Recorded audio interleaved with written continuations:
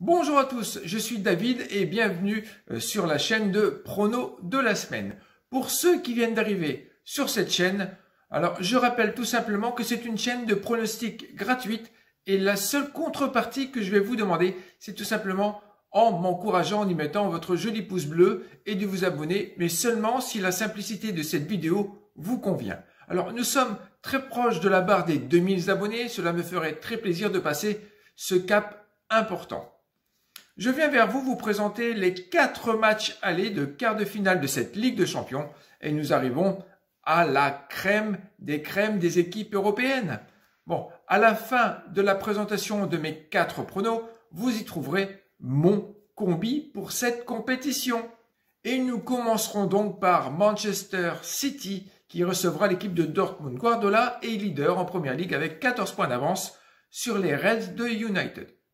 Le point fort des Citizens, c'est la rotation de son effectif, toujours en course pour les 4 tableaux. Ce week-end, ils se sont imposés sur le score de 2-0 à Leicester avec un but de Jesus et de Mendy. Oui, c'est vrai, United est venu s'imposer à l'Etihad Stadium sur le score de 2-0 il y a peu de choses près 3 semaines, mais ce qui fait qu'ils ne sont pas imbattables non plus. City a gagné ce ticket pour participer au quart en l'emportant face au Borussia Mönchengladbach à 2 reprises sur le score de 2-0.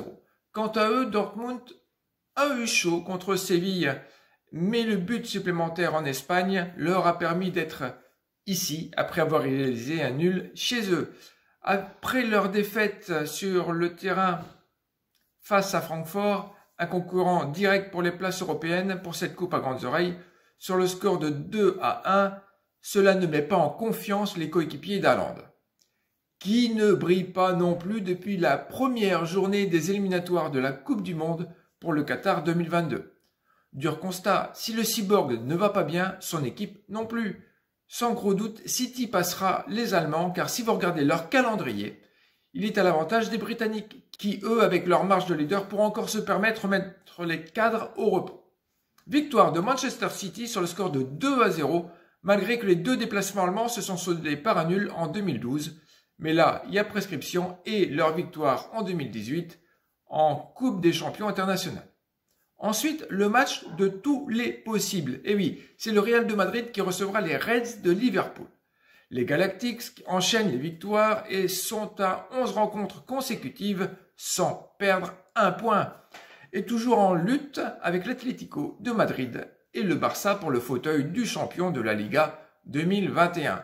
Eibar a été une de leurs victimes car Benzema, le pestiféré de l'équipe de France, continue de marquer sur le score de 2-0. Une nouvelle fois, on pourra déplorer les absences de Ramos, Carvajal, Valverde et peut-être aussi Hazard à cette heure-ci incertain. Je vous rappelle que les hommes de Zizou ont passé les Italiens de Bergame sur les scores de 1 et de 3-1.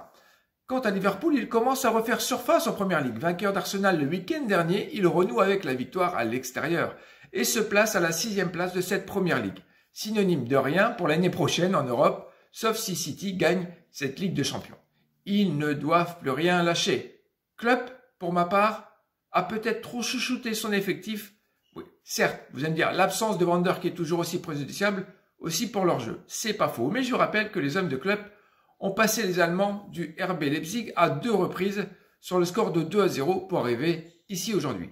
Pour être honnête, là où on ne les attendait pas. Lors des 3 confrontations en Ligue des Champions, le bilan est en faveur des joueurs de la capitale espagnole à 2 reprises. Mon score pour cette rencontre sera un 2-1 en faveur des Espagnols du Real. Maintenant, on va s'intéresser aux rencontres du mercredi en commençant par le gros match qui attira toute notre attention, le Bayern de Munich contre le PSG.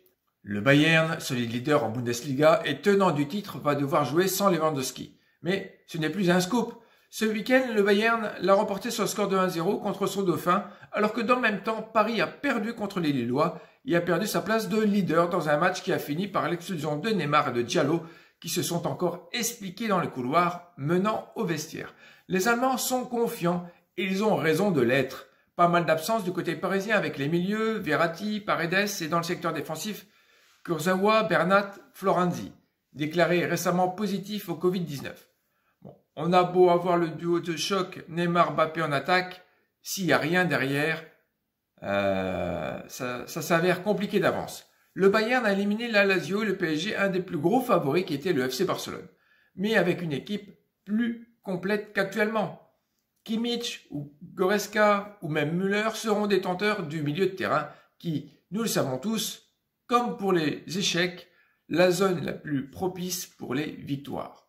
Victoire du Bayern sur le score de 2-1 en espérant un but que tout le monde appelle le prodige français, Mbappé, qui tout comme Haaland est porté disparu. Dernière rencontre, le Porto-Chelsea. Là aussi c'est un match à prendre avec des pincettes. Le club portugais est dauphin dans sa Liga NOS avec 7 points de retard sur le Sporting. Ce week-end, ils l'ont remporté avec une petite rotation d'effectifs contre Santa Clara sur le score de 2-1 de justesse dans le Money Time. Les hommes de Conceição ont réussi l'exploit contre la Juventus de CR7, donc méfiance. Les Blues de Chelsea, quant à eux, ont battu l'Atlético de Madrid aussi bien à l'aller qu'au retour. Ça, c'est une belle performance aussi. Je rappelle qu'il est rare de gagner en terre madrilène. Chelsea s'est pris une veste chez eux le week-end dernier sur le score fleuve de 5-2 face à la lanterne rouge West Brom. En même temps, l'exclusion de Silva a été le fait de jeu qui a planté les Blues, disons-le. Porto sera privé de son buteur Sergio Oliveira et de Taremi.